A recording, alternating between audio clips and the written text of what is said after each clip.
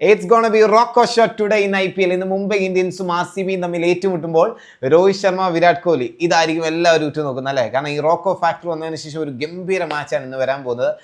മനസ്സുകൊണ്ട് വലിയൊരു RCB fan ആണെങ്കിലും ഇന്നൊരു ഗംഭീര മാച്ച് കാണാൻ തന്നെ ആഗ്രഹിക്കുന്നതിൻ്റെ മെയിൻ കാരണം ഈ രണ്ട് സൈഡിലും നമ്മുടെ ഒരുപാട് ഫേവറേറ്റ് പ്ലേയേഴ്സ് ഉണ്ട്. ഹിറ്റ്മാൻ ആയിക്കോട്ടെ, സൂര്യകുമാർ യാദവ് ആയിക്കോട്ടെ, തിലക് വർമ്മ ആയിക്കോട്ടെ, ഹർദിക് പാണ്ഡ്യ ആയിക്കോട്ടെ, ബുംറ ആയിക്കോട്ടെ, ഇന്നിപ്പോൾ ടീമിൻ്റെ കൂടെ ആഡ് ഓൺ ആവുന്ന സാനർ ആയിക്കോട്ടെ, ആ സൈഡ് നമുക്ക് എപ്പോഴും ഫേവറേറ്റ് പ്ലേയേഴ്സ് ഉൾപ്പെടുന്ന ഒരു ഫ്രാഞ്ചൈസിയാണ്.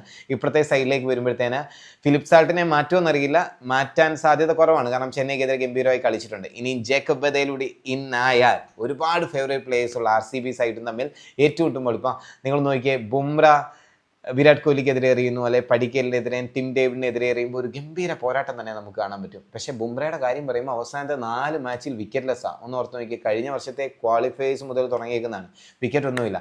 ഇന്ന് അതിനൊരു മാറ്റം വരുമോ ഇല്ലയോ എന്ന് നോക്കാം. പിന്നെ സാന്നർ മുംബൈ സൈഡിലേക്ക് വരുമ്പോൾ അവിടെ ബോളിംഗ് അറ്റാക്ക് സീരിയസ് ആവും. പിന്നെ വേറൊരു കാര്യം, ഇതിൽ ആര് ഡോമിനേറ്റ് ചെയ്ത് ആര് അടിപൊളിയായിട്ട് ജയിച്ചാലും കഴിഞ്ഞ കളിയിലെ ക്ഷീണം ഒന്ന് മാറേണ്ടത് അത്ര അത്യാവശ്യമാണ്. കാരണം സൂര്യവംശി അടിച്ച അടി ഇവിടെ ഫാൻസിന് പോലും നന്നായിട്ട് കൊണ്ടിട്ടുണ്ട്. മുംബൈ ഇന്ത്യൻസിൻ്റെ കാര്യവും മാറ്റമൊന്നുമില്ല. കാരണം ഫസ്റ്റ് കളി ജയിച്ചു തുടങ്ങിയത് ഒരു അബദ്ധമായോ, പിന്നെ 2 കളിയും തോറ്റു. എന്തായാലും ഇന്നൊരു ഗംഭീര മാച്ച് തന്നെ പ്രതീക്ഷിക്കാം അല്ലേ? കാരണം അത്ര അടിപൊളി ടീമാണ്, അത്ര അടിപൊളി പ്ലേയേഴ്സാണ്. മുംബൈ ഇന്ന് കത്തോ ഇല്ലയെന്ന് നോക്കാം. പിന്നെ 39 വയസ്സുകാരൻ രോഹിത് ശർമ്മയും 37 വയസ്സുകാരൻ വിരാട് കോഹ്ലിയും ഈ സീസണ് മുമ്പേ വലിയ ഇമ്പാക്റ്റ് ഒന്നും ഉണ്ടാക്കില്ല എന്ന് വിചാരിച്ച പലരും ഉണ്ടാവും. പക്ഷേ ഗംഭീരമായിട്ട് അവർ രണ്ടുപേരും തുടങ്ങിയിട്ടുണ്ട്.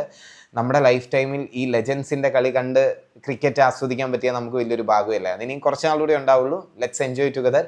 സോ മാച്ച് കഴിഞ്ഞിട്ട് ഇങ്ങനെ സന്തോഷത്തോടെയാണോ വിഷമത്തോടെയാണോ വരുന്നതെന്ന് നോക്കാം. Let's see after the match.